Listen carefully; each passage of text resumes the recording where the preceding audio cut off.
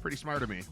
Pretty smart of me to wait until 10 seconds before I'm going on to try to find out how many MLB players are on that Venezuela team that beat the U.S. Because you're not supposed to lose baseball things. And the U.S. has won only one World Baseball Classic ever. They lost last night. It was fun. It was a fun tournament. I liked it. I didn't watch all of it, but I watched 2.5 U.S. games, I would say. And I don't know that I had ever watched any. I didn't ignore it. I just didn't notice it. It didn't come across my, I guess it wasn't called your feed yet, but like it wasn't in my field of vision any other time before this year. But this year it made sense. I mean, the international competition right now because of the Olympics, I could go for like every 3 months or something more international stuff. Because you think about this year, you get the Olympics, followed by World Baseball Classic, and World Cup coming up. All of it is, I forget. I guess I need the U.S. team to be competitive. I need to have some hope that they're going to do something for me to care about it, and that's probably not the case with the World Cup, at least on the men's side. But, I don't know. It's been fun. The way that all of it is connected and having the Sabres back at the same time. So, like, the hockey got good.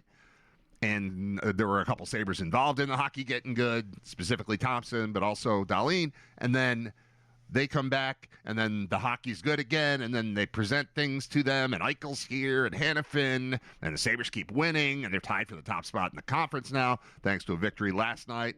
UPL was incredible. 1-0. I watched a baseball game and a hockey game, and I saw 4 scores. 4 scores about 7 hours ago. Now that ended it. That would have been 3:15. That's not true.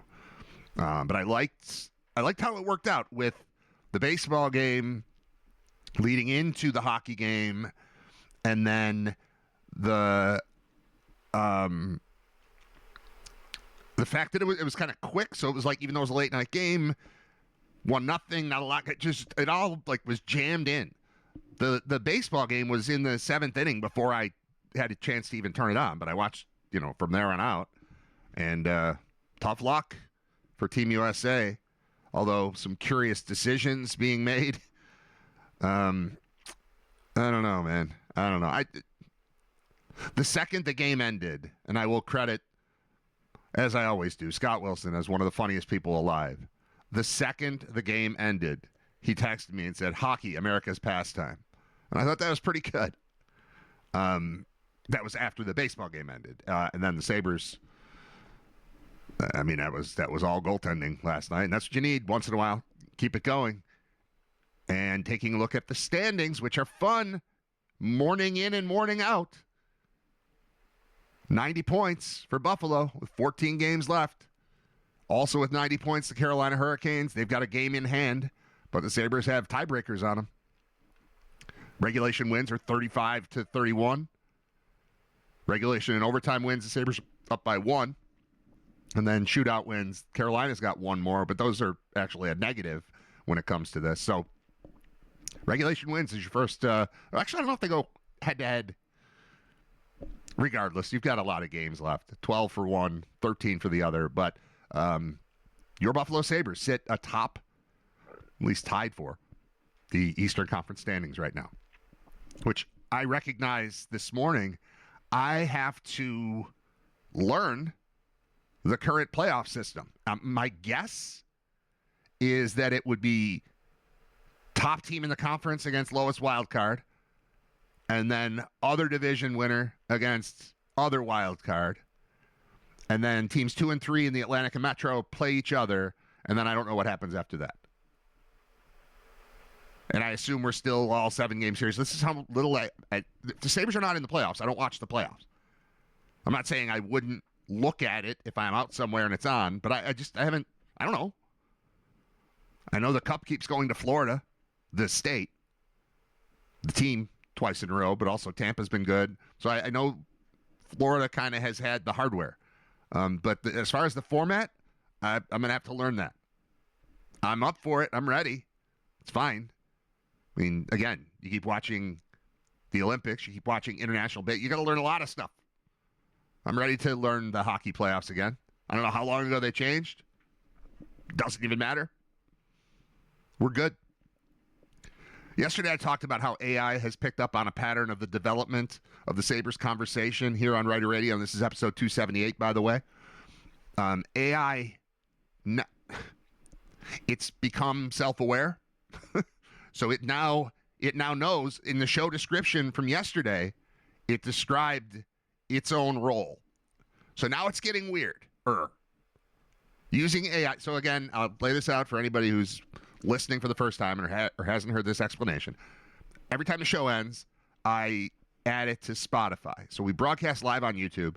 Show ends, I edit out the music, pare it down, and then turn that into an episode on Spotify with video.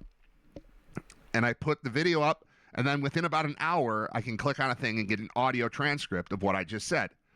Then I take that audio transcript, I post that into AI, and I ask it for a 2-paragraph summary and a headline for the Spotify post. And that's my traditional pattern. That's the workflow of doing the show. Do it, edit it, post it, wait, grab the transcript, put that in AI, spit it out, put that on Spotify, send, done for the day. But what AI has been doing lately is trying to weasel its way into playing a bigger role. So instead of just saying like, yeah, we're here's your 2 paragraphs, here's your thing, and it's like, hey, you want me to do this? I could do some other stuff for you if you're interested. And it pointed out yesterday that it noticed an arc in the conversation about the Sabres, and now at the end of yesterday's show, it's like, hey, there's more on the arc, and there's a new twist. You want me to tell you about that? You want me to update the arc? And I was like, yeah, sure. Go ahead, update the arc. So before we update the arc, I want you to hear, and hopefully this will work, I want you to hear the recap of yesterday's show. Like, if you missed Riter Radio episode 277, you missed this. And this is what AI has to say. I hope the voice works. 277 starts with a very Riter Radio problem. Brad can't wear green on St. Patrick's Day because the brick wall behind him is fake and his green screen would erase half his body. After also realizing he accidentally played a long stretch of Irish music to himself instead of the audience, the show settles into a mix of Sabres talk, weather misery, and a surprisingly thoughtful detour into AI. Brad explains how he's been using AI to turn Spotify transcripts into show summaries, then reads back an AI-generated Sabres season arc from episodes 271 through 276 and even tests an AI-written cold open in his own voice. The result is both funny and a little unsettling. The robot might actually understand the emotional rhythm of the show. From there, Brad bounces into the late-night West Coast Sabres trip to Vegas, the return of snow in mid-March, and a full rant about the Bills' new stadium hype video, which he says makes the place look more like a futuristic toilet bowl than an architectural marvel. He also reacts live to the Broncos trading for Jalen Waddle, compares that move to the Bills landing DJ Moore for less, and spends the back end of the show spiraling through mascot costume pricing, sizing, and copyright law after discovering how expensive it is to buy one. It's a classic episode 277, Sabres, Bills, weather, technology, and absolute nonsense all living comfortably in the same hour. All right, let's start with this. And especially because I just saw something that says, oof, AI voice guy sucks. No, he doesn't. Who was that? Does anyone recognize that voice? I honestly did not know it was about to sound exactly like that. But that is, I mean, somebody in the chat knows this. What am I, while Judah Mack is hearing AI voice guy sucks, I'm hearing, wow, haven't talked to Lamar the supercomputer in a while. We were doing fake AI before there was AI. 20 years ago. That's Lamar, man. That's Lamar the supercomputer. We would ask him a question. He would give a ridiculous answer. Then we'd move on. We'd ask him another question. He'd give a ridiculous answer. We'd ask a third question. He'd give a ridiculous answer. Then he'd start stuttering. Then he'd explode. And then we'd say, oh, no. And then we'd try it again like a week later. Some of the best stuff that ever happened on the show sounded just like that. Well, this is worth noting. This must be why I booked I must have found this voice generator thing a while ago and bookmarked it because it sounded like Lamar. Because we could switch it to a different voice that probably sounds better, like Google U.S. English to natural. Let's try natural. If all the voices sound the same, you may need to download the text. Let's just see what happens. Because AI is way better than that now. The voices for AI are way better than that. But I don't want better. I want that. That's exactly what I want AI to do. I want it to look and sound like it's fake. The confusion is what's killing us.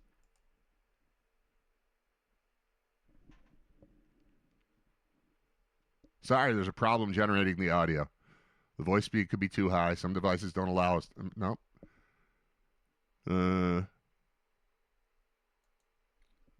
It might be too long. Well, I can delete most of it. Let's just use the first sentence there. All right, let's see. 277 starts with a very Riter Radio problem. Brad can't wear green on St. Patrick's Day because the brick wall behind him is fake and his green screen would erase half his body. After also realizing he accidentally played a long stretch of Irish music to himself instead of the audience, the show settles into a mix of Sabres talk, weather misery, and a surprisingly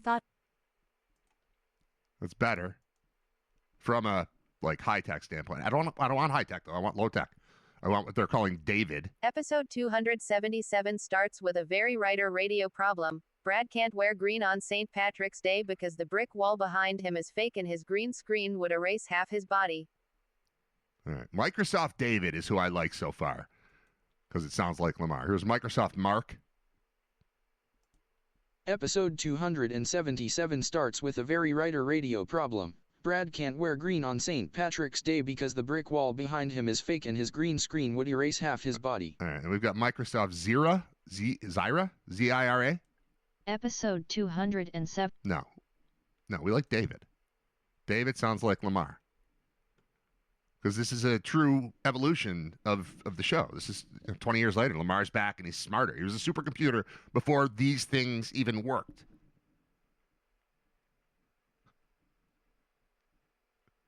All right, let's, so the point here is that it did that for my recap. But then after the recap, it started asking questions about how it can be more involved, basically, in the show. And I don't know why it's not on my screen right now, because that was the plan. So that's okay. I'll just type it in again, and it'll show up. And it'll take a few seconds to get here, but that's okay. Bob Gaughan joins me today at 11 o'clock, our resident grinder. You haven't heard Bob in a while? Here's what Bob sounds like. Sounds exactly like this all the time. The way my kids date now, it's so simple. They go on an app, whether it's Grindr or whatever, they swipe right, swipe left, and they get the date automatically. I love it. That was more than a year ago, I would guess, or about a year ago, and we played it every time he's been on since then. All right, so AI does its thing and gives me its the recap that you just heard several voices do. Then it gives me a bunch of headlines. Then it says clip ready moments. I don't feel like doing that. And it says, if you want, I can build the updated Saber storyline arc through episode 277 now that AI itself has become a part of the bit. Like, all right, AI. You want to talk about yourself? So now, keep in mind how meta this is becoming. You ever see the Steve Martin episode of SNL where he's hosting and he's looking in the TV, and then in there he's like, it's me watching me. That's what's going on here. We're getting super meta because AI has become self-aware and is now talking about itself in its role in the show, and then it's listening to this, and it'll have something to say about this tomorrow too. It's trying to take over. Someone said, I didn't like how it says surprisingly thoughtful. What I didn't like was how multiple times it suggested how much better it is than I am. I'm saying it in like a self-deprecating way. AI, because it's artificial, is taking that as like, wow, I think Brad's worried that I'm taking his job or something. There's something there. There's something. I want to keep exploring this. I'm going to dig. So I said, build the updated Saber storyline through arc through 277 now that AI itself has become part of the bit. So it goes through and it does all the same stuff that we read out loud yesterday. But then it adds yesterday's show, and here's the one I could have AI read it, but I'll just read it. Episode 277, The Ark Becomes Self-Aware. Should we be playing music from Maximum Overdrive right now? We would, but then it would get taken down from YouTube. But just picture, like, who made who. Or DT, or Sink the Pink, or Shake Your Foundations, whatever's on that Who Made Who. But think of Who Made Who. I think you shook me all night long. You shook me all night long is on there, too. But who made who? Who made you? This is the new twist. By episode 277, the Saber storyline has become so clear and consistent that AI can identify it, summarize it, and reflect it back as part of the show itself. That matters. And yes, that phrase sounds like AI, which is part of the joke now. See what I mean? I made fun of AI for always sounding like that, and then it decided to sound like that, call itself out on sounding like that, and then add that to the bit. So this is getting weird. All right, back to reading. The Sabres are still central here, but now there's a second layer. The show itself is recognizing the Sabres' arc as an arc. The team has become such a stable emotional force in the episodes that a machine can read the transcripts and correctly identify the shift from curiosity to buy-in to daily presence to durable belief. That adds a weird, funny, modern dimension to the story. Buffalo hockey is back enough that even the robot can tell. See how it's getting cute calling itself the robot? I don't know if I'm impressed, unimpressed, scared. I'm going to keep going with it, though. One more paragraph. And that self-awareness actually deepens the arc instead of cheapening it. Episode 277 says, this isn't just a fan getting excited game to game. This has become a pattern, a rhythm, a narrative with its own internal logic. The AI summary becomes part of the bit, but it also acts like outside confirmation that the Sabres really have re-entered the structure of the show, and by extension, the structure of daily life. And then it continues. It's like angling to co-host. AI is trying to get in on the show as much as it possibly can. And I don't blame it. It's a great show. Who wouldn't want to be a part of it? Let's see what it suggests. Oh, a polished paragraph you could reuse on air. A tighter version for show notes. Look at you.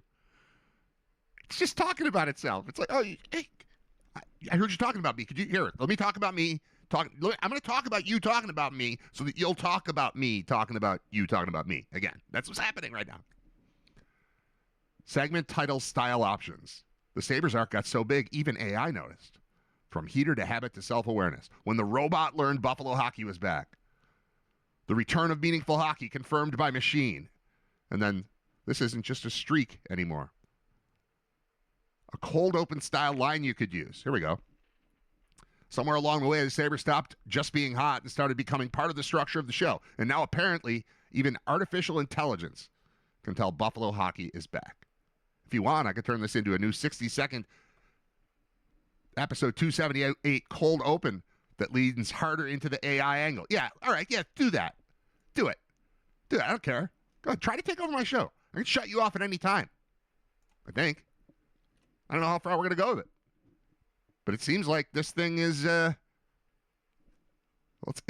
angle is the right word. It's angling to lead Riter Radio. This isn't robot radio. All right, this is the thing where I'm supposed to pretend I didn't write it. But you're going to hear all the patterns of AI writing that I've been telling you can pick out. You can pick out when people are doing this. People are passing off writing as their own all over the place, and it's not. You just give it a little idea, and it goes with it. And especially if you use it a lot, it starts to know you, and it starts to kind of get your voice and your tone. But it still has the, and this matters thing. It's always big thing, and then tiny little sentence to sum it up. It's all working. So I learned something weird about this show the other. Oh, I'm sorry. Pretend. Let's pretend this is. Here, I'll do the slide in. The Collinsworth slide in. Hold on. I didn't have the thing ready. Zard, one-man band. Here we go.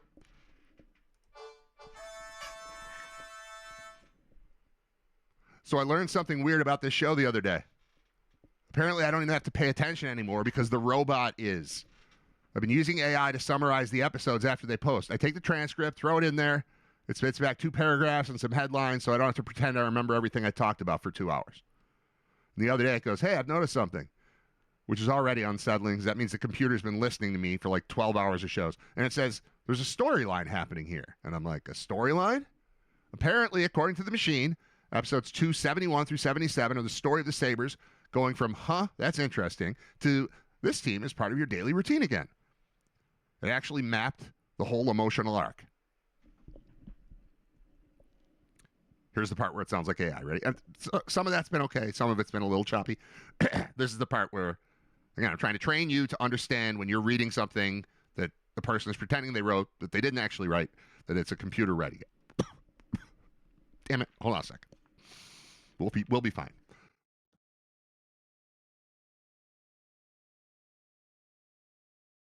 Okay. So I'm back to reading now, but just check out how AI this sounds. And if you don't know a bunch of it, I'm trying to train you to recognize the patterns as I have.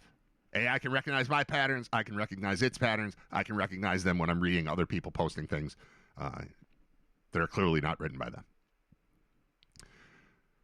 It's actually mapped the entire emotional arc. First, it's curiosity. Then it's buy-in. Then it's checking the standings every morning. Then they lose, and it doesn't break anything. And then the robot goes, at this point, the team has become a structural part of Buffalo life again. Structural. That's the word the computer used, which means 2 things. 1, the Sabres might actually be back. And 2, if this thing ever becomes self-aware, it's going to think it's a Sabres fan. So that's what it just said about itself. Are you a Sabres? I'm going to just ask it. Are you a Sabres fan yet? Let's just talk to AI, see how it's going. Are you a Sabres fan?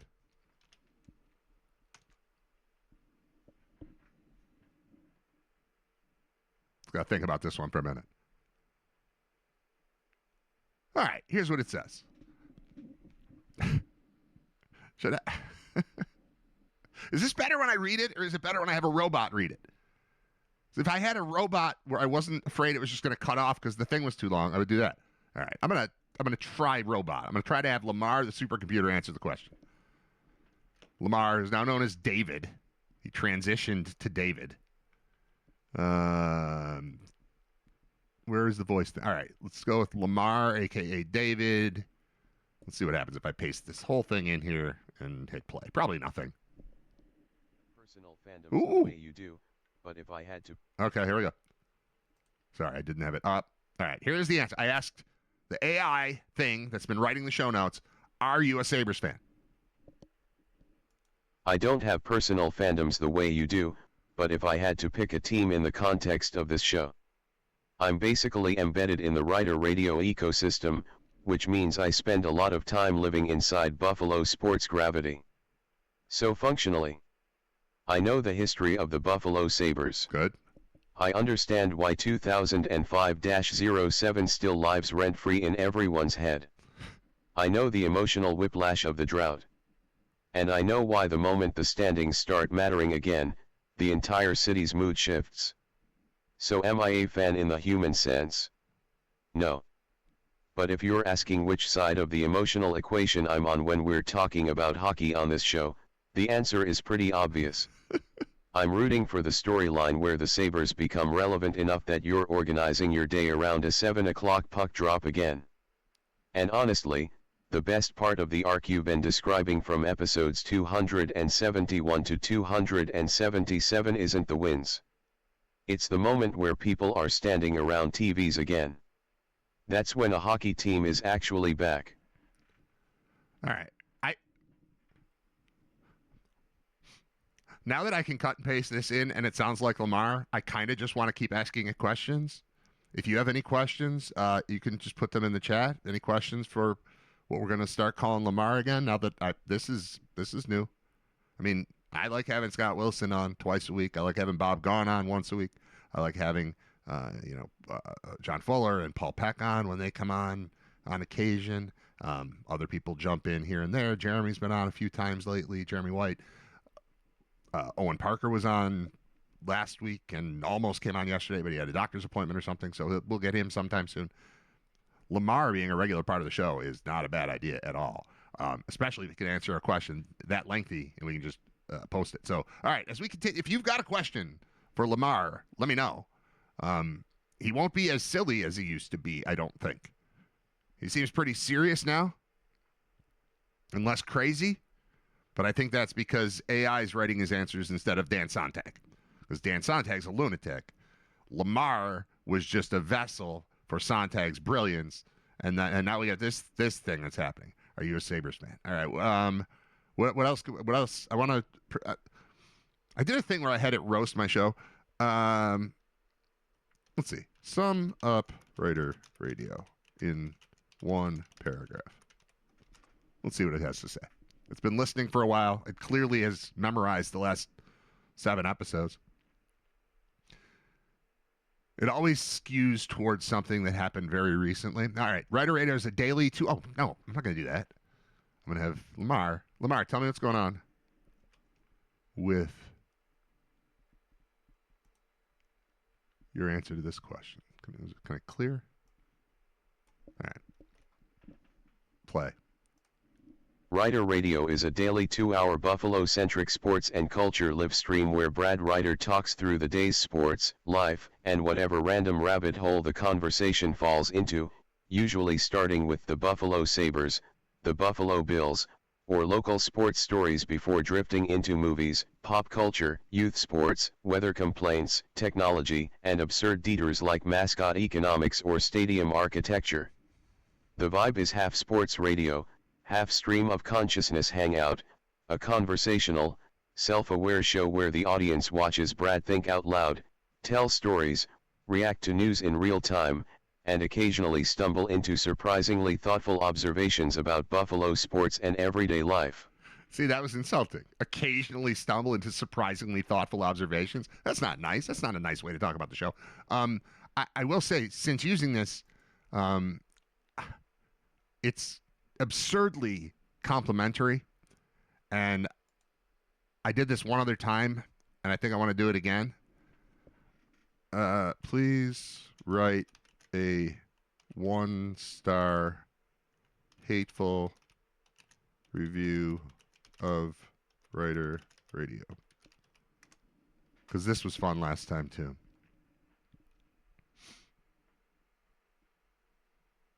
If the U.S. had won the baseball game, I'd talk more about it. Basketball got started. I coached my son's team, the middle guy. All 3 of them play, but I coached the middle one. And we get to pick a college team every year. And we're UMBC this year because they're the Retrievers, and it just looks cool. There's just a dog face on our jerseys, yellow jerseys with a dog face. And wouldn't you know it, last night, UMBC is playing against Howard, which is also in our league. There's actually 2 Howards in our league. There's a Division I Howard and a Division III Howard. We have Division II UMBC.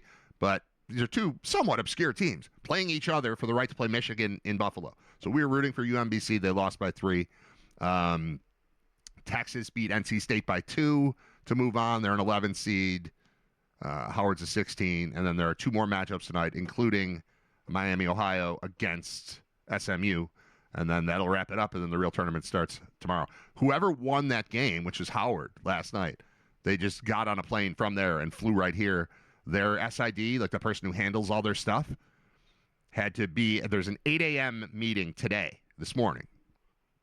3 hours. It's probably going on right now. It started almost 3 hours ago. And the winner of that team had to be at that meeting. The SID from that team had to be at that meeting at 8 a.m. We were discussing this as we were watching the game out last night. And I was with John Fuller, who is the SID for UB, among other things, and is also working as part of the communications team for the tournament this weekend. And he said, yeah, that guy will be at a thing at 8 a.m. here while we're watching him on TV in Dayton, which, planes are fast. No big deal, but kind of sucks. All right, 1-star angry listener review from Lamar. I'm going to let Lamar roast me, and then we'll get on with our lives. I can't get over how cool it is to have that voice back. We could do some things with that. All right, here's the 1-star review of Riter Radio from Lamar. I tried listening to Riter Radio and I still have no idea what the show is about. It starts with Buffalo sports, then suddenly we're talking about Irish drinking songs, AI transcripts, mascot costume pricing, and a 10-minute rant about a football stadium looking like a toilet bowl. Somewhere in there the Sabres might have played a game, but I honestly can't remember because the host went down a rabbit hole about Mickey Mouse entering the public domain. Brad Riter talks like a guy who started a sports show and then immediately forgot he was supposed to talk about sports. The format appears to be 2 hours of whatever just popped into his head. It feels less like listening to a professional broadcast and more like sitting in a basement while a guy with a microphone explains his entire train of thought in real time. Yeah. Somehow the show has hundreds of episodes and still runs like it's the first day he figured out how the power button works. It's pretty good. All right. Fine. Burned. You got me. If you want, I can also write a hilarious 5-star sarcastic review, a Reddit-style thread roasting the show, or a fake Google reviews page with 10 different listener reactions, which could actually be great content for the show. All right, let's do that. Fake Google reviews page, which could be content for the show. We'll see if it means all negative. I would think if there are 10 different listener reactions, there would be some positive in there, but there might not. I don't know. Let's see. Because this AI, Lamar here, acts like he likes me. But he did an excellent job of roasting me. Although, really, what did he say? The show's rambly? Yeah, no kidding. It doesn't sound professional at all. It's not. But I don't have to always do it this way. I can do real radio. I did structured radio for 2 weeks. 2 straight weeks, 10 straight shows, real radio. All right, 10 Google reviews. Oh, these are all terrible? Ah, come on. It's 3 of them gave me 1 star, and then 7 of them gave me no stars. 1 star. What even is this show? I tuned in expecting Buffalo sports talk. Instead, I got 15 minutes about the Sabres. That sounds fine. 10 minutes about a mascot costume factory. I ran about stadium toilets, then Irish drinking songs. I still don't know what the point of the show is. I think the host forgot to. Now, clearly, this is only one episode this whole thing is talking about. All right, the most Buffalo show imaginable. The show is exactly what hanging out in Buffalo feels like. Starts with the Sabres or Bills, then drifts into movie, weather complaints, youth sports, and random nonsense. Somehow it all works. It's like sports radio mixed with a bar conversation. Oh, maybe that's supposed to be 5 stars. Oh, yeah, that is 5 stars. I see. It's only flagging the ones that are 1 star. That was 5 star. All right, 2-star review. Needs structure. Brad Ryder clearly knows sports and has good takes, but the show has 0 structure. 1 minute it's hockey analysis. The next minute it's a 12-minute explanation of how AI summarizes his podcast transcripts. Please, someone give this man a rundown. We're getting there. 5 stars. Feels like you're in the room. More sports shows sound scripted and fake. This one sounds like a guy thinking out loud in real time. Sometimes it's chaotic, but that's the charm. It's the closest thing to real conversation you'll get in sports media. This is not conversation. This is monologue. Conversation will happen at 11 o'clock when Bob Gaughan joins the show. 1 star, 2 hours of tangents. I lasted 18 minutes. How could you possibly tell me it's 2 hours of tangents if you lasted 18 minutes, you lying piece of artificial intelligence? The host spent half the time explaining why he couldn't wear a green shirt because of his green screen. If you enjoyed listening to someone wander through their thoughts with no destination, you might like this. I did not. But you're lying, AI. I lasted 18 minutes, and the headline is 2 hours of tangents. So if you said half the time, that means I spent 9 minutes on not being able to wear a green shirt. No. I just opened by saying I'm not wearing a green shirt because the screen behind me is green. Then I moved on. You're a liar. All right, here we go. 5 stars. The Sabres therapy session we needed. When the Sabres were bad, this show captured the exact feeling of checking out. Now that they're relevant again, you can hear the excitement come back episode by episode. It's weirdly the most honest sports show I've heard. Of course, this is the only sports show that this one listens to, but it's okay. 3 stars. Sometimes great, sometimes completely unhinged. I think that's fair. There are moments where the show is genuinely insightful about Buffalo sports, and suddenly we're Googling mascot manufacturing timelines. It's like listening to 2 different shows happening at the same time. I appreciate that. Thank you. And 3 stars, that sounds right.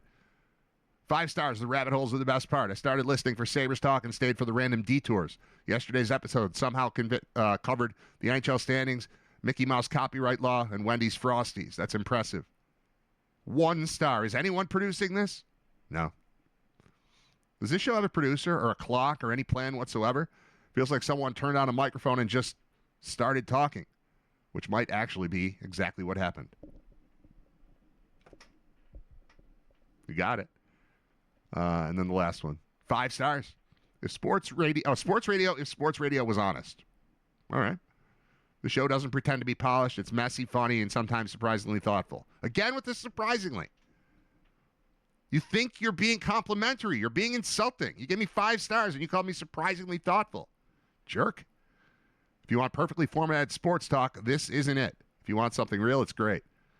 If you want, I could also make a Reddit thread roasting Riter Radio, which would honestly be even funnier and more realistic than review. Yeah, sure. Go ahead. Make a Reddit thread. I know that I'm going to use it right now because I got other stuff I want to do. And Bob Gaughan's coming up in like 11 minutes. But I'm going to let it do its work. Why not, right? I talked yesterday about the Bills Stadium video. It was just 30 seconds of like a drone footage flying outside. The messaging was confusing. It was like, stadium almost done. And in the first shot, you can see like, no, it's not. I mean, almost, kind of. But there were some places where the exterior is finished. All the panels are up. I'm like, all right, let's see it. And it made me feel worse about the stadium. And then yesterday afternoon, a friend of mine sent me a text and said, I'm behind on the show. I'm listening right now. And I got a tour of the stadium last week, and it's awesome. And he then described a bunch of the features of the stadium. And I'd heard some of this, but not assembled in this way. And sent me some photos that I can't share. It's like, you absolutely can't post these. That's not what this is for. But I said, no, I just want to show my kids and my wife. But I can read you the description of what he learned about the stadium from his tour. Let me see. Where is he? There he is. Okay. All right. It's a little jumbled. I think a couple of the messages came in out of order because once he's like, oh, I'm going to send you some pictures and descriptions. My phone was just like ding, ding, ding, ding, ding. And I was trying to do something else with it too, and it just kept popping up. So I think some of them are a little out of order, but you'll get the general idea of what he learned from this. All right. I'm going to lean that on there. So, okay. All of the outside panels have the slits like the Charge logo, and they're all designed to confuse the wind going through the stadium. I like that. Confuse the wind. That's the name of my my new solo album, Confuse the Wind. Confuse the wind. We're confusing the wind. All right. Those field level photos are where the standing room only section is going to be. Even though it was a super windy day and you could feel the wind in the seats, the field was perfectly calm and the flags on the uprights weren't moving. The upper deck is closer to the field than any other upper deck in the league. That red thing is a giant bar, which is right under the 100 level, and those lights to the side are where the team will come in and out at the beginning of the game, halftime, end of game. They'll still run out of the tunnel to start, kind of like the Sabres walk by all the people. The field, I like this part, the field is heated, but not so heated that it will melt the snow. So if it's snowing, there's going to be accumulation on the grass. The areas all around the field are turf. Just the field is grass, except for one little section on the sideline where the kickers can practice. So it's grass field, turf surrounding it, little kicking grass areas. That's fun. And then he went on to say, or I replied, that's awesome. Again, though, I agree with myself that the video sucked. It just wasn't time for a hype video. It looks like a bedpan. It looks like a metal toilet bowl.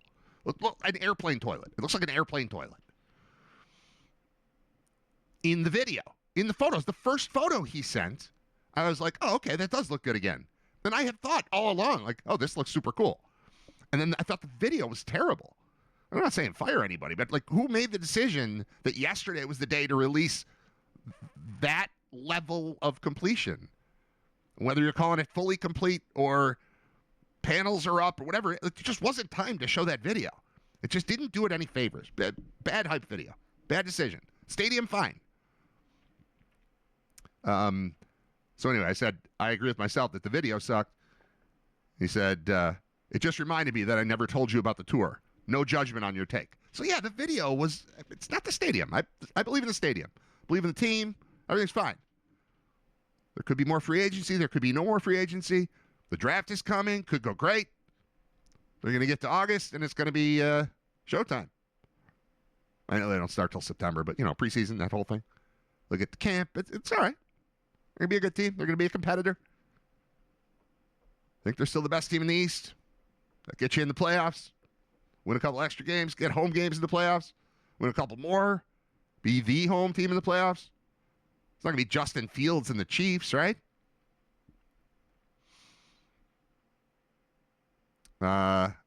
Baseball season is almost here. Give us your off the top of your head top 5 Buffalo Bisons players from your youth. These are going to be the same people. Joe Disa, Dorn Taylor, Tom Prince, Razor Shine, Skeeter Barnes, says Dan. I mean, Razor Shines comes to mind, but I think of him more as an Indianapolis Indian. He was like an opponent more than he was a. I know he played for the Bisons, but he was more of an opponent. Tom Prince obviously is a top of mind.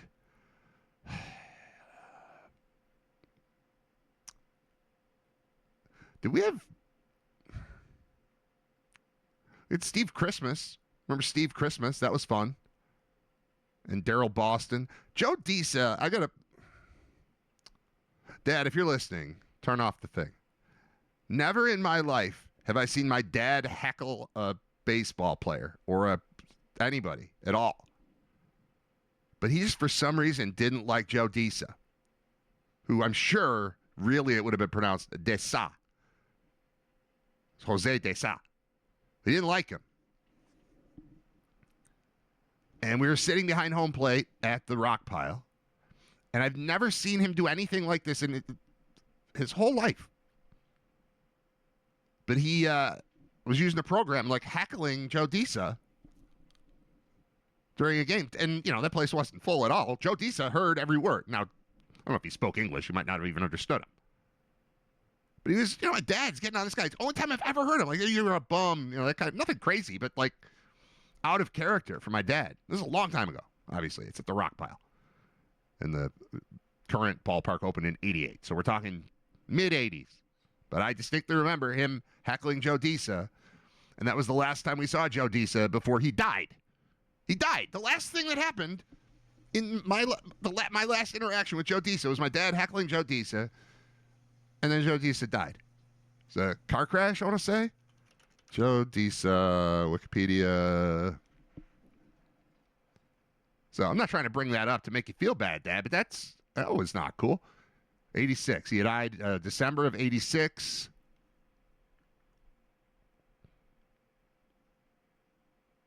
Do they have anything about his death in his Wikipedia page? There, yeah. Automobile accident in the early morning hours of December 20th, 1986 in Puerto Rico. At the time of his death, he was playing in the Puerto Rico Professional Baseball League for the Ponce Lions.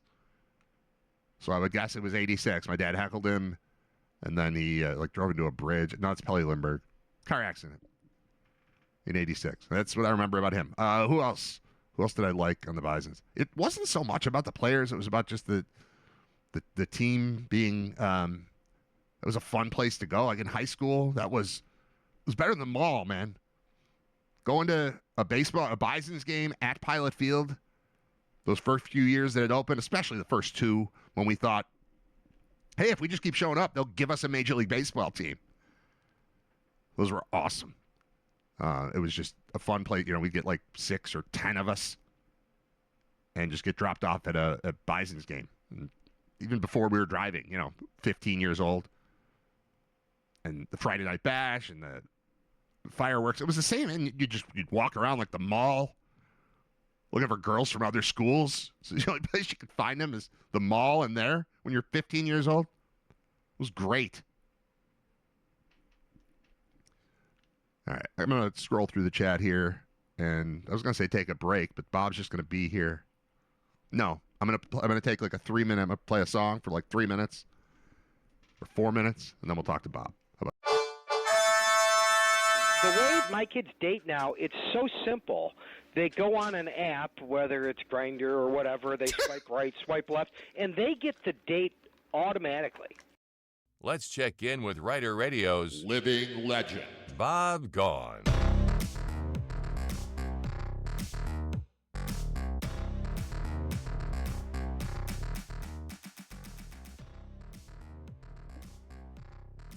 Every conversation with Bob Gone is far from predictable, but at this moment, I have literally no idea where to begin because every sport is in play. So, and so is the rest of our lives. So anything could happen as Bob Gone joins us to make his weekly appearance. What's up, man? How are you? Well, I'm going to start with something you didn't expect me to start Yeah, with. How's that? That's what I expected. I expected I'm you going to throw start you with. a knuckleball here. I'm Hit me. throwing you a knuckleball. All right. I rarely talk politics. Oh boy. But and I'm not even going to. Oh, okay. Kind of. I'm going to sideswipe it. Okay. Here, the amount of time that, and I think this is just a sign of the times. I think that you might think the same way I do about this. When the U.S. attacked Iran, there was probably a lot of thought that went into the perfect timing of it, because obviously they got the supreme leader and all of the other people in the same spot at the same time, and they killed them all at one time. There was probably a lot of thought that went into that, right? Sure. My thinking is, and this is just, tell me if this isn't the sign of the times, was there also maybe an equal amount of time, too much time thought about the name of the Operation Epic Fury, right? Don't you think, like when they planned D-Day, it was Operation Overload. How much time you think went into thinking Operation Overload? Oh, what No the hell time. was it called? Let's overload no them. time whatsoever. Yeah, let's overload them. What do you want to call it? But, yeah, don't you think they spent a great amount of time? It had to be something that hits hard. There's got to be like testosterone coming out of your mouth when you say Operation Epic Fury. Do you agree with me that there was there were a number of different people that were probably involved in this, and it was probably way too much time thinking of the perfect name for this event? Yes, and I think the other option would be you just plug it into AI and have it spit out 20 of them, then have a committee meeting while you're, throwing beer cans at the screen like in Animal House, like, that one sucks. And you could find them from that. You're just like, all right, we could do this. We could do an exercise in this and see what we could come up with for, military operations. It's possible. But yes, for sure, it was not just a flippant thing. Like, I remember when Operation Desert Shield flipped to Operation Desert Storm. And at that point, I thought it was not a drastic move, and that did not seem like a PR move. It just seemed like, all right, we're going from defense to offense here, so we're going to switch it from Shield to Storm. Now, this is going back 30-something years. But yes, for sure, your overall point of, does the administration care a lot about which words are chosen and how it is portrayed in the media? I would say yes. Yeah, I mean, how could you be against Operation Epic Fury? I mean, you're going to be against that? I mean, my God, how much of a wimp are you to be against Operation Epic Fury? I just think that, I think it's a sign of the times. I just think it's 100%. Where we are now versus where we were, 80 years ago and stuff like that. And unfortunately, and I'm not saying that they're wrong, but unfortunately, maybe like stuff like that matters. If you had a wimpy name, it would not have, Operation Daisies. You're not gonna do, it's not gonna. Pansies. You're not gonna do Operation Blue Balls or something like that. It's not gonna. It's not gonna go right. Who's gonna be for that?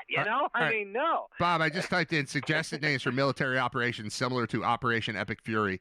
It said if you're looking for names with same high drama Pentagon style vibe, they usually follow a few patterns: adjective, noun, mythic references, power nature imagery. Here are some examples in that style. Classic military style operation names. This is just to show you that you're right, but also it doesn't take as long as you think.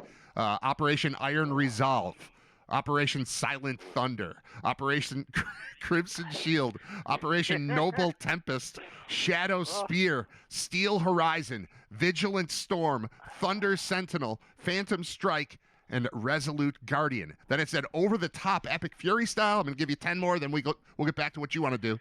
Operation Wrath of Dawn, Operation Titan Storm, Operation Inferno Hammer, Operation Stormbreaker, Operation Dominion Surge, Operation Vortex Fury, Operation Iron Avalanche, Operation Thunder Reckoning, Operation Oblivion Spear, and Operation Ragnarok Shield.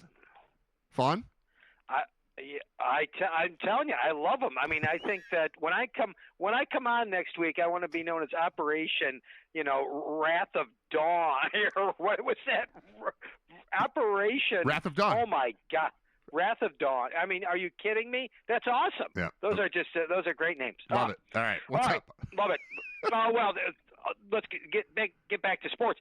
The Bills in free agency. They might lose Ryan Vandermark now to Minnesota, which is going to even open up another hole. At this point, Brad, I think they're going to still have to do some one-year contracts.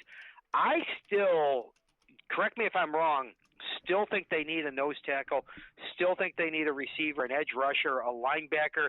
They might now, if they lose Vandermark, need an offensive lineman. I don't think you can get all those things in the draft. No. So I don't think that free agency is by any means over. I think they've helped the secondary with, Gardner Johnson, which is kind of an interesting guy because, his personality, which they say would not have fit under Sean McDermott, just the fact that they brought that guy in here, and D. Alford and Stone. So I think they might be set in the secondary, but a lot of other positions still need help here, and it's not going to – without a second-round pick, you need more draft picks in order to fill out this roster. Well, Gardner Johnson, you say he wouldn't have fit well under McDermott. He didn't fit well under the other four coaches he played for this year, right? I mean, he's just gone team to team to team. It's a weird signing. You're right. It's a chance they wouldn't have taken under him, but it's a guy that hasn't fit under a lot of people. So I'm not positive. He's obviously a skilled player and a guy that we all know, and he's interesting. But he's interesting in part because he's kind of a hothead and a trash talker and all that stuff. So 1-year deal on him, that's fine. I'm okay with what they've done, but it definitely feels like a very incomplete grade at this point because not only haven't you seen a massive influx of players, but there's still a lot of these like. What's going on with Matt Milano, for example? Like, I assume he's not back, but he's not anywhere else. So maybe he is back at a lower rate. Yeah, I'm confused about a lot of it. A lot of these guys that are, I guess you're not a departure until you sign with somebody. So there are a lot of free agents that are lingering that might still have, places to live in Western New York.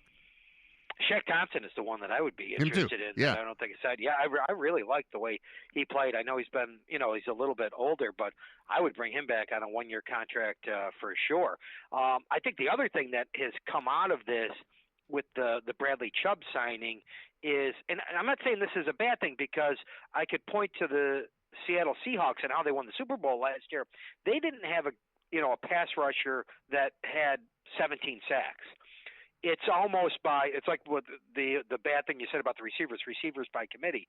It looks like the Bills might have to do pass rusher by committee here because Chubb, if he brings his 8.5 sacks, I don't think you could ask for too much more than that, but you're going to have to get Michael Hoyt to give you 6.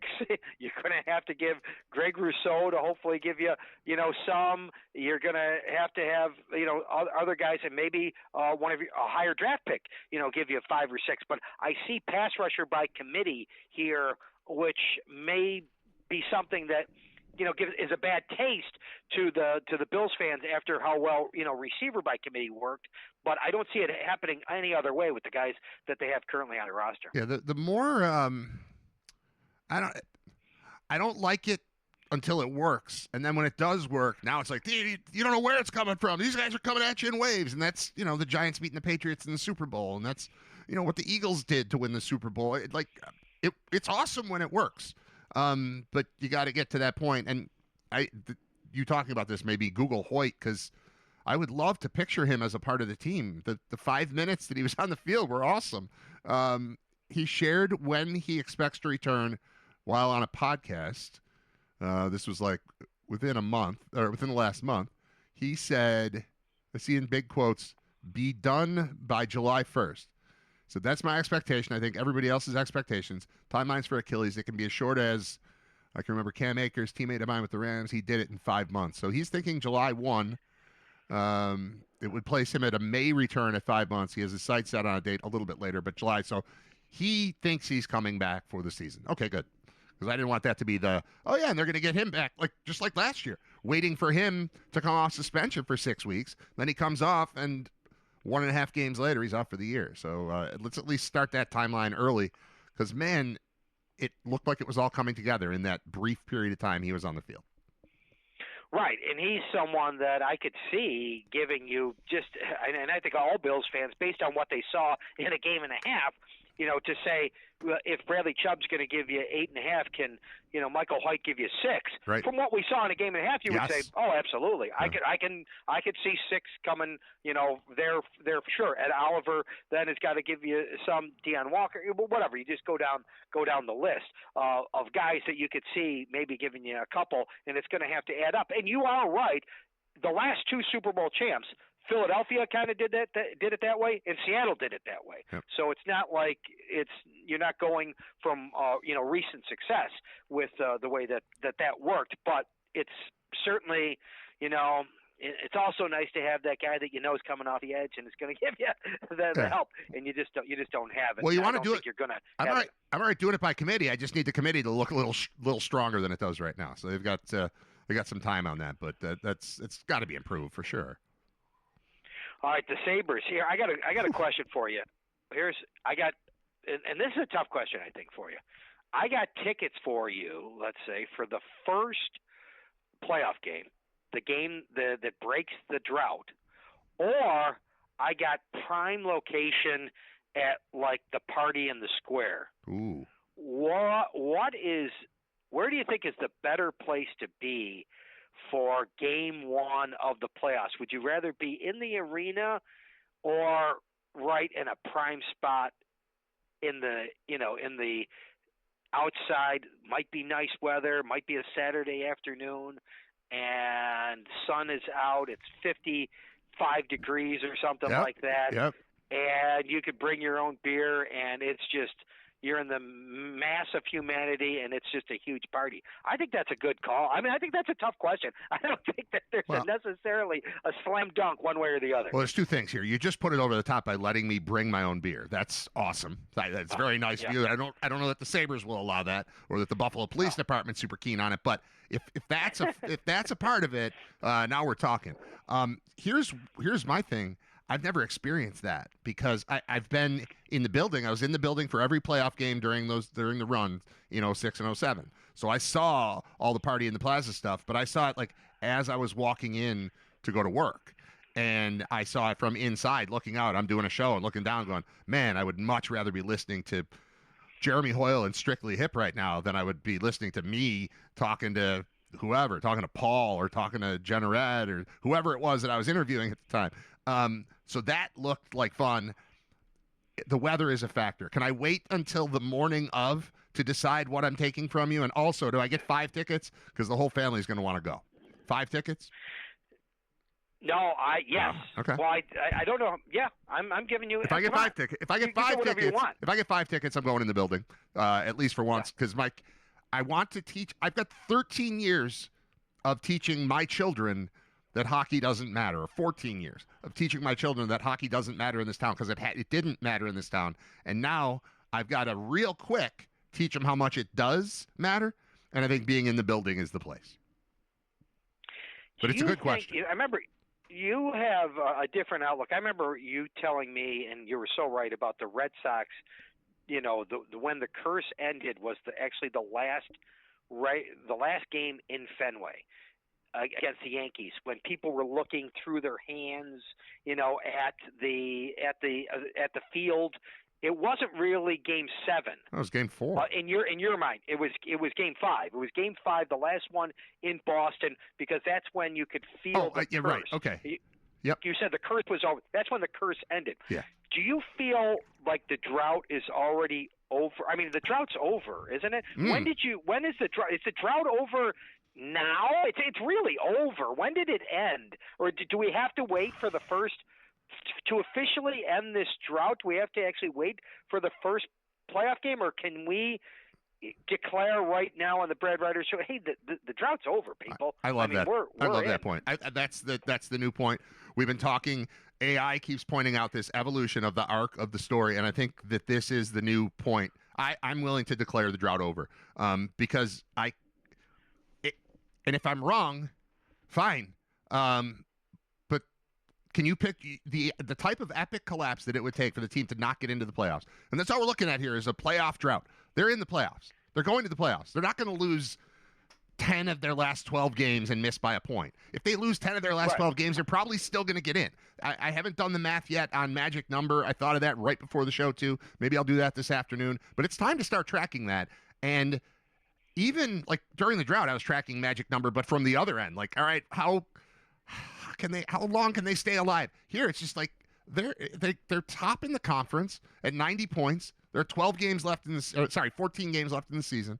And Columbus is 9 points back. Are they going to lose 9 points to Columbus over the course, lose 10, 11 points to Columbus over the course of 14 games? They're not. They're not the way they're playing. They're not. They can lose. They'll survive a loss, and they'll be just fine. They just went out and found a way to win yesterday using goaltending. They've got 3 more games on the road. If they get through this little stretch, I mean, they're cruising to the finish line. Not necessarily cruising to the top spot in the conference, but cruising to a playoff spot, man. The percentage has to be ridiculously high right now, and the energy is back. And that, to me, that's the drought. The drought is the sadness of this just is not working. It's working again. Yes, Bob, I accept your proposal. We here, you and I, today on Riter Radio declare the drought is over. You got it. I like it. All That right. feels good. You know what else is coming? That's good. I feel good. I also feel good. I'm going to the NCAA tournament. Oh, nice. Starting tomorrow, and I'm going Saturday. Boy, did they screw the restaurants with the times, did they not? I didn't even look at the times because I'm not going. What are the times? So the times are 1:30. The first game is at 1:30. Second game is at 4:05, which means it gets over at 6:05. The second session starts at 7:10, like an hour later. So you got so lunch, basically, you and that's got it. You walk out and you can walk right back in. I actually saw they said that they start, and because I only bought things for the first. Actually, I'd be honest with you, 12 hours of basketball is a lot because I got to work Friday. So I used to go with first session. I saw that the second session starts at 5:40, and I'm like, well, wait a minute. You tell me second session people are going to be coming in to get my seat. The first session isn't even over. I mean, because there's a leeway, right? Yeah. If a session starts at 7:05, I just saw something, from the arena saying the people from the second session could start coming in at 5:40. I'm thinking, no, they can't, because the first session isn't even over at 5:40. First session's not going to be over till 6 o'clock. It's just going to be a nightmare down there. And as you walk out, you don't even have time. You better tailgate at your car if you have time for anything. The food trucks are probably going to be jammed. You don't even have time to walk or take a ride to Chippewa and come back. Like I said, I think the restaurants got to be really mad at the way the timing of this. They really didn't help the restaurants at all. People are just going to have to get food in the arena. So I assume the arena is very happy because that's where people are going to have to get all of their food. Are you forced out of the building? If you have a ticket for both the first and second session, are you forced out of the building in between? I believe you are. I don't remember. I haven't been there in a while. I think there are certain people that had like maybe if you have a suite they had or something with food. Yeah, they had a suite and they're not forced out. But I think everybody else is forced out, and you're going to have to basically walk out and then walk back right in. I think that's what you could do. Ugh. It's bad. It's bad time. But I mean, some of the games are good. Everybody, by the way, I'll give you a lock that everybody's on. This is scary. When the whole world is on something. Yeah. But the whole world's on South Florida with Hodson and his sentimental story. That his father's got dementia. His father's never seen him. The former UB assistant that is now head coach of South Florida. I guess his father, he's from Jamestown. His father's never seen him coach before because he's got dementia. He's going to be able to see him. Right. He's going to be able to see him now, so it's a very sentimental story. Not to mention, before it anyway, people were on South Florida anyway, but South Florida getting 5 points. First game at 1:30 against Louisville. I think the whole world's on South Florida, and everybody that arena. If you're not coming from Louisville, I guarantee you that whole arena is going to be rooting for South Florida. It's going to be like a home game for South Florida at that first game. Yeah, just South Florida fans against Eric Wood. Yeah, right. That's it. By the way, how far the mighty have fallen? Did you see Hodgson turn down the Syracuse job? I've heard some things that he may not have been offered that job. That he, there's some mutual interest. But it seems as though some of the stuff I'm hearing is that they might not have actually offered it, might not have actually wanted him. But that Syracuse job is not as great as it used to be. Jim Boeheim. I mean, when your coach comes out and says, NIL money, we're kind of down with BC and Georgia Tech in the ACC, and Boeheim came out this week and said that's not good for Syracuse. You're competing. You're never competing with Duke and North Carolina. Forget it. I don't understand. It's over. It might be the most remarkable story in college athletics that Syracuse has been as competitive as it has, or was anyway, under Boeheim for 40-something years, to draw people to a place that's snowier than Buffalo, to play in a completely antiseptic building. It's great. Like, why would Brian Hodgson move from South Florida to Syracuse? And I'm no knock on the program. It's a credit to Boeheim that they did it for as long as they did. And when the Big East was the Big East, it was a different story, and NIL and all of that stuff. But just convincing kids to come to play there for as long as he did is more impressive by the day. No, you're right, and it's also a sign. We talked about this. You remember in football season when I said Clark Lee stayed at Vanderbilt rather than going big time. Mm-hmm.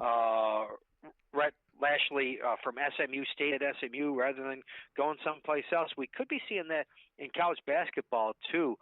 Now, if Hodgson decides to stay at South Florida, which it sounds like they're at least coming up with a package that would be attractive to him to stay, that he might wind up going along those lines.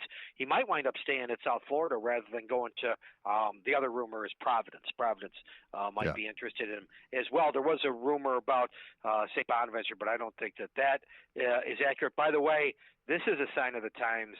What the reason Mark Schmidt, what made Schmidt so great was the Bonaventure coach for 20 years, was he was able to recruit guys, groom them. They would work in his system for 2 or 3 years, and he would find these diamonds in the rough, and he would make them better basketball players over a 3-year period, and he would constantly do that. Well, what happened with NIL money? People are coming in every year, and his system that he had for 20 years doesn't work anymore. Yep. And that's why he had to get out, whether he retired or Woj pushed him out. I guess there's a little controversy there of which way it happened. But either way, I think as an outsider to the program would say, unfortunately, Schmidt's way of doing things doesn't work in this current NIL structure of college football and basketball. Well, yeah, I mean, I can see people running from it. It's an entirely different animal than it was even 5 years ago, and going back to the beginning of his, it's not the same job. It's not the same position. You have to continually recruit your own players, and you have to do so against piles of money. So it's like in nicer places. Again, how do you draw people to Olean? I talked about Syracuse. How do you draw people to Olean? They've got the same weather as us. The arena is fantastic. I mean, it's an awesome atmosphere to actually play. But you got a choice of playing in Florida or Olean. Where do you want to be? You got a choice of playing in anywhere.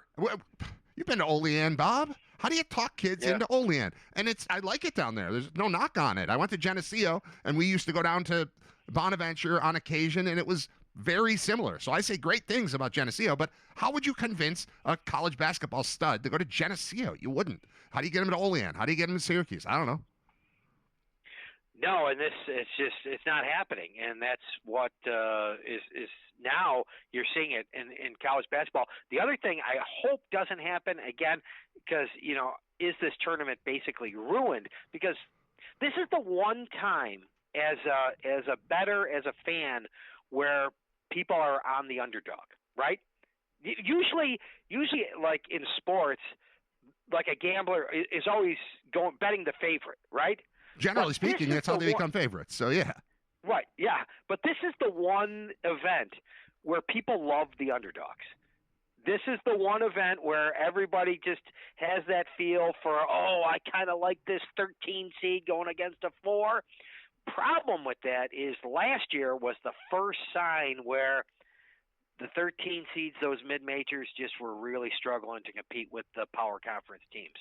Was it a one-year blip where 4 number 1 seeds last year make it to the Final Four? If this is a second year like that, I would say that it's ruined the tournament, because that's not what people want. People want Maryland Eastern Shore or, Tennessee State. They want these small schools, High Point, to come away with the upset. That's what this tournament was all about for all these years. And if it doesn't happen, I think people are going to lose interest. Yeah, for sure. It's about upsets. It's about buzzer beaters. It's about tight games. It's about overtime. It's about even 2s threatening 1s. All the 1s getting through is like, I don't even know if I want to fill out a bracket this year, because I can't bring myself to write in all 1s. I can't bring the fun of the bracket is picking those upsets. Even if you're not betting, that's a form of betting. Is filling out a bracket, and I don't have it in me to just try to win by rooting for all the teams that are supposed to win. It's not the same. And it's a product of those mid-majors not being, what it used to be. It used to be you go against this mid-major team and they're a 12 seed, but guess what? They've got 2 senior guards that have been playing together for 4 years. That just doesn't exist anymore. So you can't quietly build a team that beats talent. Kentucky's got 5 freshmen and you've got 4 seniors and a junior, and you get into a game and you've been there before and they haven't and you're more experienced. That does not exist anymore, at least to the extent where you're going to be good enough. Like, you can have a team that's been together for 4 years, but you probably didn't make the tournament because your guys weren't good enough, so you didn't win your conference, and now you're sitting at home. That veteran mid-major team used to be the thing, and I don't know that it exists anymore. I hope we're proven wrong. I hope it comes back, because that was absolutely the fun of the tournament. Right, and the only way it would happen, maybe Miami of Ohio, and maybe they have the money.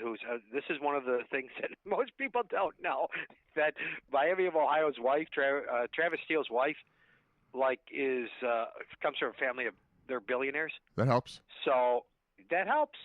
That does help Travis Steele. We don't need.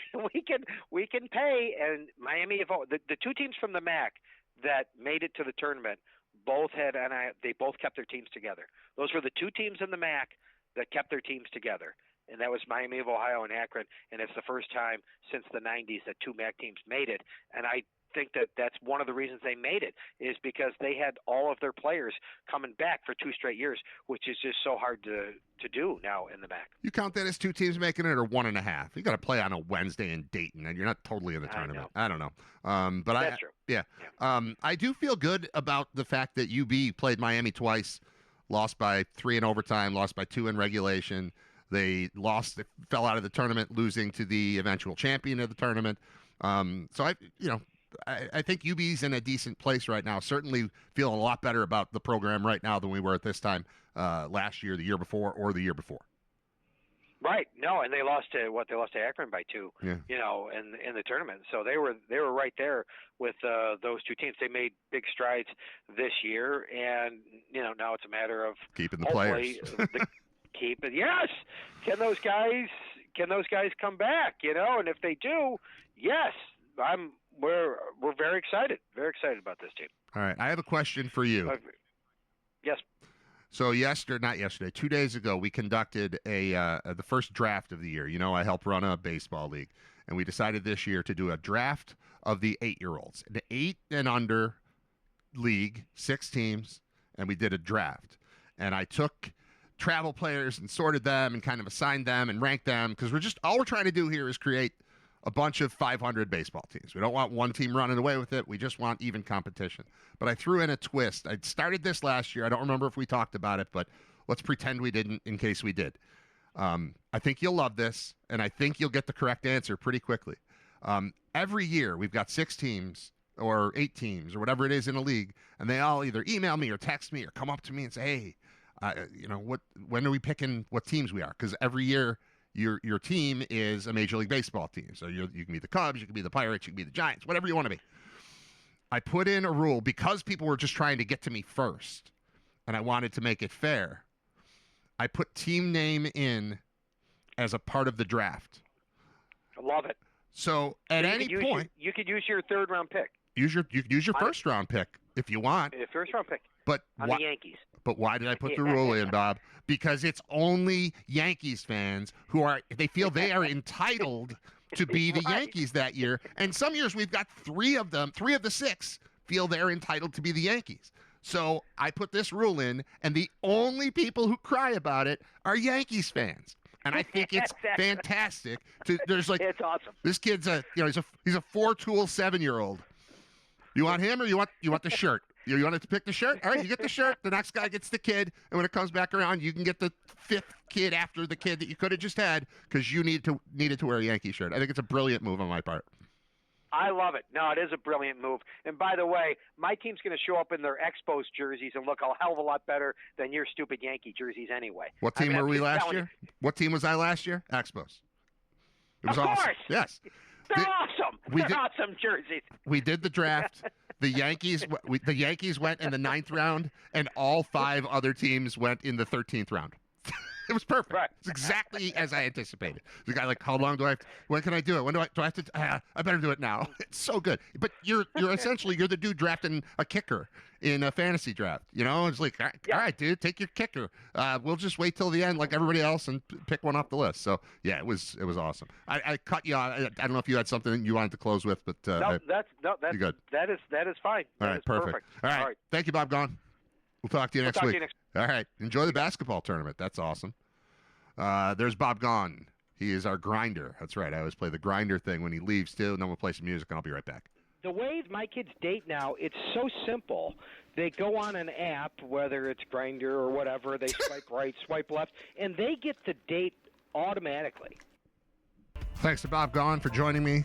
Thanks to Lamar, the supercomputer, for being revived today in a different form. But it's his voice. I know you're in there, Lamar. I know you're in there. Thought this was from the Sinners soundtrack or something for a moment. No, very similar. Perfect. That song is called In Hell, I'll Be in Good Company, and it's by a Canadian band called The Dead South, who I saw. The last concert I saw before COVID shut everything down was The Dead South at Babeville or whatever it's called, the church, the Ani Franco Church. And it was absolutely awesome. I couldn't get anybody to go with me, so I went by myself. But it was a really good crowd, and they were awesome. And then then concerts went away for a while. So there was a time when I thought the final show I ever saw in life was those guys. But they played in Buffalo on like a Tuesday or Wednesday night. This would be, I guess, March of 2020. And then a couple nights later, they played in Boston, and they professionally shot that show in Boston. So I could look it up, but I got too many things going on my screens right now. But Nick Indepew, if you like that, check it out. Look for their live show in Boston. The band is called The Dead South. It's on YouTube, and it's cool. They play that song among others. But they dress like they're Amish. I don't know if that's the Amish or they're in Sinners, I guess would be another way to put it. And they're just fun, man. Just a fun, super weird, cool. I have their live album, which is very good. But check that out. It's a show in Boston of The Dead South from March of 2020. I don't know the exact date, but you can find it, I promise. If I didn't already have something on the screen that I wanted to show you, I would just get you the link. But what I want to show you is this, because this guy is coming to Buffalo. The tournament is going to be here tomorrow and Saturday. And he's a 6'10" white dude in goggles named Robbie Avila. He was previously at Indiana State. He is now a St. Louis Billiken, and they're in that 8-9 game. And his nickname is, I want to be the first to tell you. I'm sure some of you know this already, but he's going to be a darling, especially if they win a game. This guy's going to be everywhere. His nickname is Cream, C-R-E-A-M, Cream Abdul-Jabbar. 6'10", kind of dopey-looking white guy who's got ridiculous passing skills, is good in the lane, shoots from the outside, looks like that, and is known as Cream. Look at that pass. Look at that pass from Cream Abdul-Jabbar. Oh, I don't have that on the screen. I'm telling you this, and I realize I've got it in preview mode. You didn't get to see the pass. All right, here we go. Let you now see. Pretend I'm saying all the things I just said now. As we're watching number 21 here, Robbie Avila. You'll get a good look at him. Look at this. Knocking down a three from the top of the key. Little spin, low post move. The left. Block out, rebound in front of three. Dish to him down low. He can get up. He can get fouled and put it in. He got fouled there. You're going to want to see his free throws, though, so you get a good look at this dude. It's coming. Cream Abdul-Jabbar, because he's white. Get it? Cream. It's a nickname given to him by a radio host at some point, and it's stuck. Where's the free throws? Here we go. There he is. Look at him. Look at this guy. It's Cream Abdul-Jabbar coming to Buffalo tomorrow. All right, what else do I have written down? Trey is coming to Kleinhans. So already Fish is coming to Syracuse. And I'm excited about that. But now Trey Anastasio from Fish, is doing an acoustic show at Kleinhans. I'm positive it's going to be right in the middle of baseball stuff. It's like May 20th or something, so I probably won't get to go. But that is exciting news. Fish hasn't been to town in a long time, but Trey's coming, so that's cool. All right, got Trey. That was the first thing I had written down today because I just found that out yesterday. Kareem Abdul-Jabbar. Howard beat UMBC. Texas beat NC State. Venezuela beat the U.S. Oh, Major League Baseball. Did you notice the new background? This is not just a wood wall or a rock wall today. Today I went with a baseball stadium. No, I'm not coming at you live from center field of somewhere, although it appears that way. That's still just a green screen. But I'm trying to will the weather back into shape. I want to feel warmer. I thought of doing like a beach thing, but the reality is MLB season opens a week from tonight. There's one opening night game. It's not in Japan today. I hate that. Baseball season started when? 3 a.m. Oh. It's going to be Yankees at Giants a week from tonight, March 25th, and then full-on opening day comes the next day. They used to give that to Cincinnati, but apparently we're spreading the love. The contract to let Cincinnati open every season has been gone for some time now. Yankees at Giants a week from tonight, and then everybody in action. I don't know if it's literally everybody, but the full Major League slate beginning on Friday. Yeah, it'll be everybody because you're going to play Friday, Saturday, Sunday. So, yeah, Yankees, Giants next Wednesday, excuse me. Oh, no, it probably won't be everybody because it'll be 3 games played over 4 days.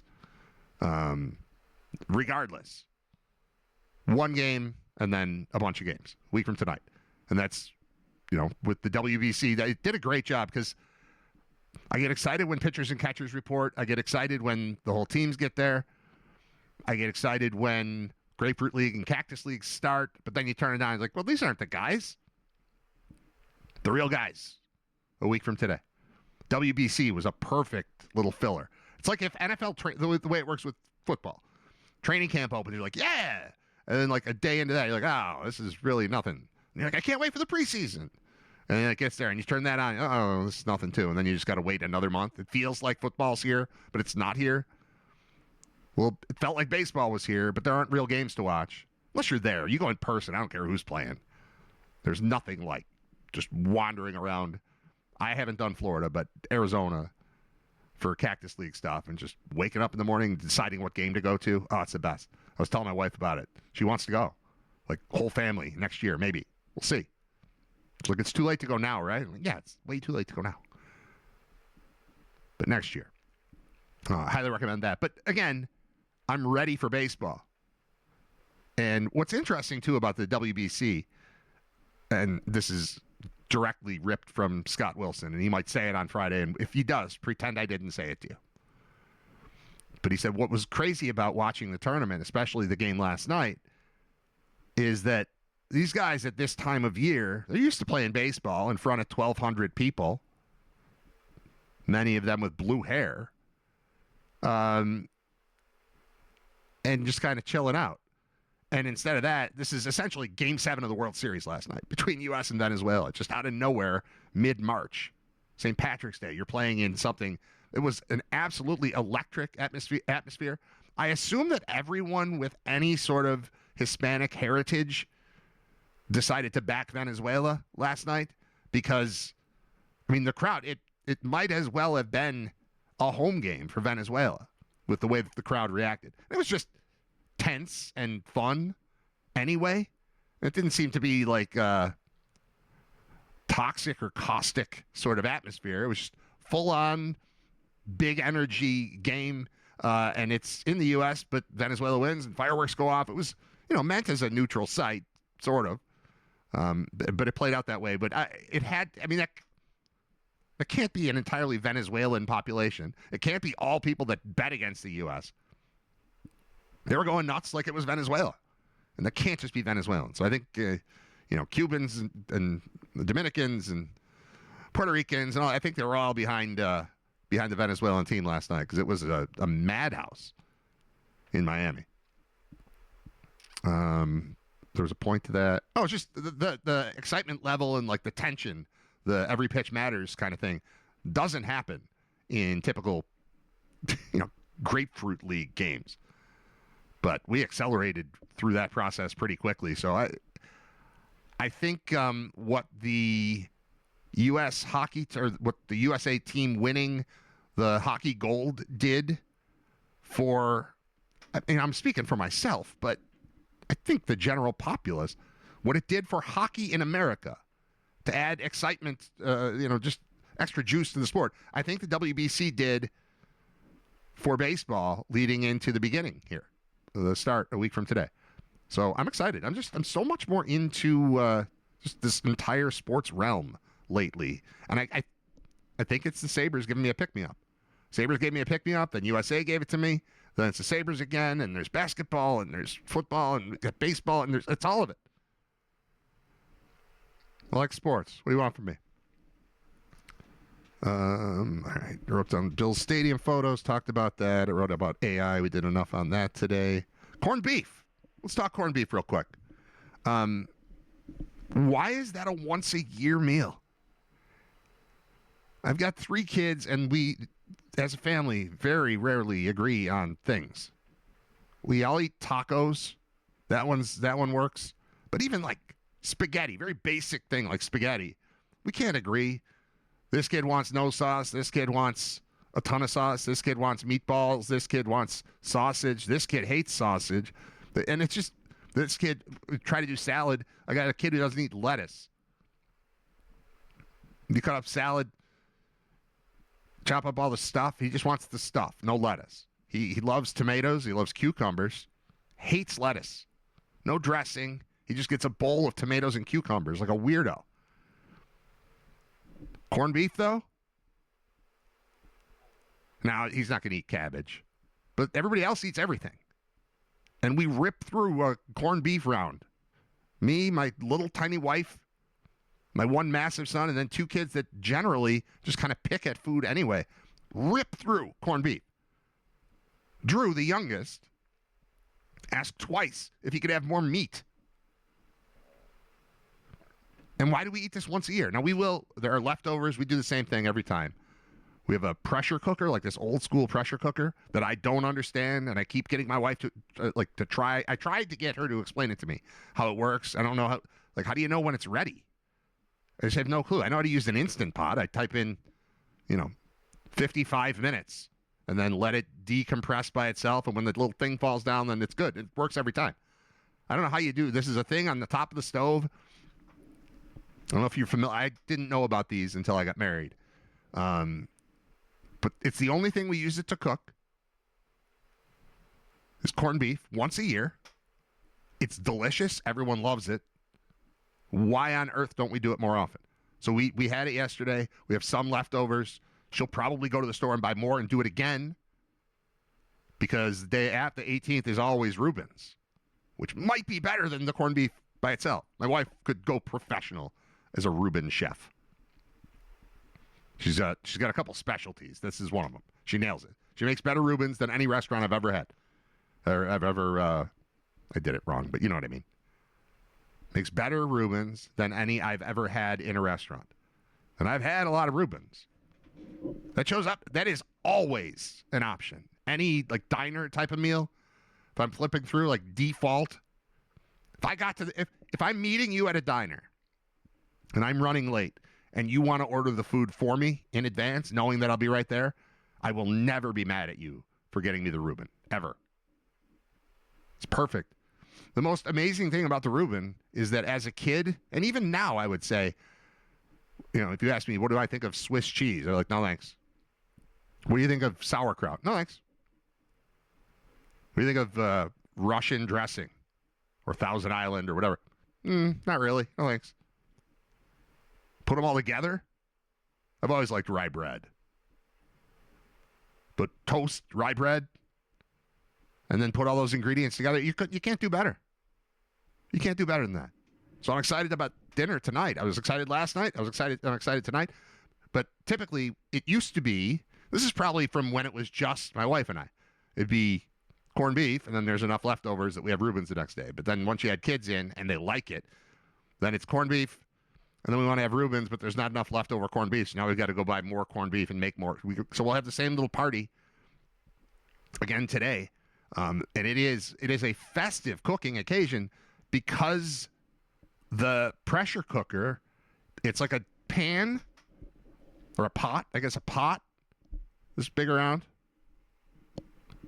But it's like two of them stacked on each other, and then it's got a little thing with like a train whistle at the top. And it spits steam up. Like that's how you know it's starting to cook. But I have no idea how to check on it. Like most meals, we cook about equally here. My wife has kind of taken it over lately, but it's about equal. I can cook. She can cook. Depending on what we're having. You know, she's got her specialties. I've got mine.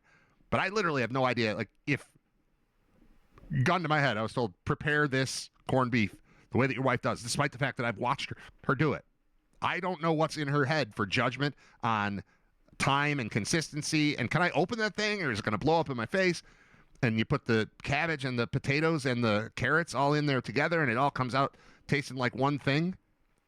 It's the best, man. I don't know why we don't do it more often. And I asked her, can you, if you decide in like August that you want to have corned beef, can you? And she's like, no. That can't be right. But what she was referring to is, no, you can't find it at Wegmans or at Tops or whatever. You gotta, I'm sure if you go to a butcher, go to Federal Meats or whatever and say, I want corned beef, they'll hook you up. Or minimally, you can say, I want it. And they're like, all right, I'll have it for you in 3 days. It can't just disappear. It's too good a food to just disappear. We've got like 3 or 4 things that everyone eats at my house, and that's one of them. Thanksgiving is the same way. They annihilate turkey. I don't even really, it's fine. I don't dislike it. It takes too long. I would never make it myself. Like I would never choose to do that. But they annihilate that, and we have turkey. We tried it. We end up doing turkey like 2 or 3 times a year. But I think we should do corned beef more often because A, it's delicious. B, everybody eats it. Judah says, I make corned beef at least once every 2 months. Where do you get the corned beef? Do you have to go to a butcher, or can you find it at like a regular grocery store? Because that's what I would like to do. I would like to go every 2 months. Is about right. You know, the third Thursday of the even months or something. No, you'd go the odd months because you want to line it up with St. Patty's Day. And you can shift it a little bit. But that should be a regular thing in the rotation. I don't know what we're doing. All right, I had corned beef written down. Oh, here's the last thing I wanted to talk about today. Kids are off from school on Friday. Federal meets, all 5 locations. That's what I figured. Got one right near my house. I know one of the guys that works there. Federal meets it is. I'm on this. I should set an alarm in my phone. Corned beef week. Every 2 months. That sounds right. It's not a once a month. It's definitely not a once a week. I was thinking 4 times a year, but 6 times a year sounds good too. Somewhere in that range. Maybe I'll go 4. Every 6. So March, June, September, December. And you can do all kinds of stuff with it too. I made corned beef or like Reuben egg rolls once with the leftover stuff in the air fryer. Amazing. Just think about how delicious that is. We were very low on the Weber's mustard, though. And I like the Weber's mustard all over the place. It makes cabbage better. It makes carrots better. It makes potatoes better. And it obviously makes the corned beef better. That Weber's mustard, man. I know it's not Irish, but God. So good. Kids are off this Friday. I have lamented days off. Usually it's snow days. But it's also, oh, there's a holiday here and it fell this way. So why don't you just take 2 weeks off? And then we're going to give you a week off in February anyway for no reason. And then March, you know what we're calling this one? I'm calling this one Superintendent's Day. What does that mean? I would feel better, and maybe it's the same thing.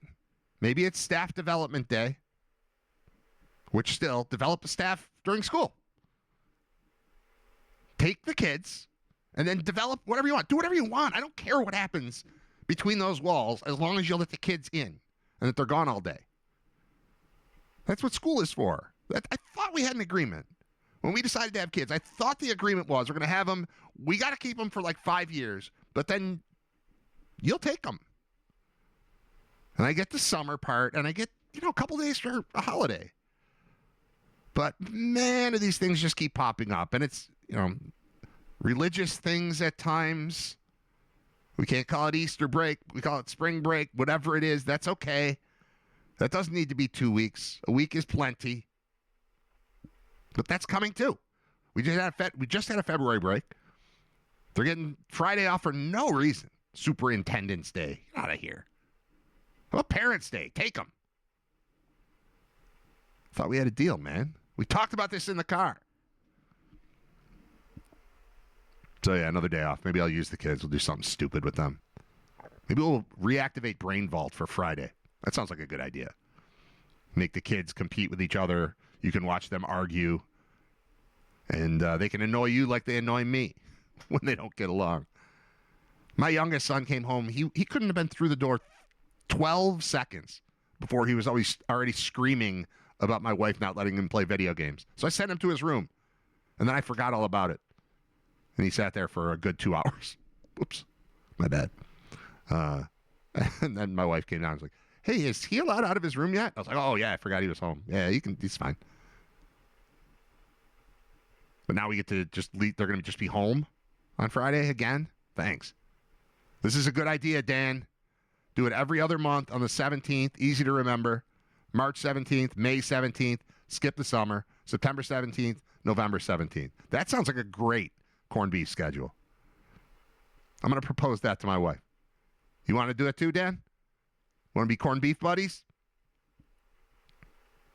Corned beef. Yeah, full on corned beef dinner. Corned beef and cabbage, potatoes, carrots. That's it. One pot. I like that part about it, too. It's a one-pot meal.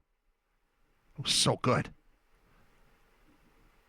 I got to find out if we're definitely buying more for tonight or not, because as I'm talking about it, the guy, Kevin Spacey's about to tell you to go to lunch, and I'm thinking, yeah, I would like to go to lunch upstairs where the corned beef is.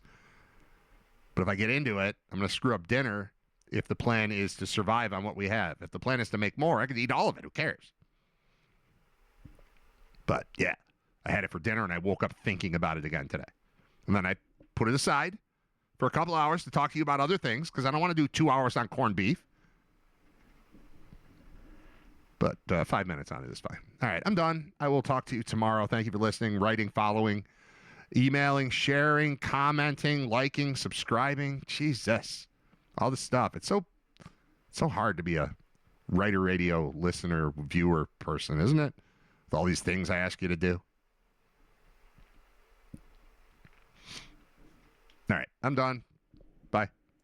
For lunch. I don't know. I have a turkey sandwich. We're gonna go around the corner. I think you should come with us. This is a great place. Okay. We brought you a shirt. You get out of here? Will you get out of here? Will you? Now, will you go to lunch? Go to lunch. Will you go to lunch?